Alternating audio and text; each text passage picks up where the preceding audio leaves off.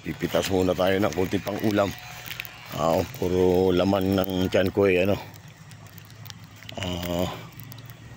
Karne, medyo masama sa katawan yun. Ayan magimitas tayo ng ito lang muna sa gilid. Sayang dami. Yan. Harvest na natin yan at ulamin ko. Medyo busy tayo ngayon at pagkagaling ko ng hatid ng school, diretso tayo dito sa aking maliit na taniman. Ito malaki na. Sayang. Ito may ano na. Pwede pa.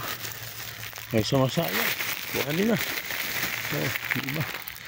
Ito ba? Sa loob marami. Dito muna ako sa gilid. Pero yung malalaki, hinayangan na natin. Yan. Ito pa isa. Aray ko! Ang talim. Nadali ako ng ano. May salamin na nga eh. Ayan. Ito ang ating kuhanin. Sayang eh.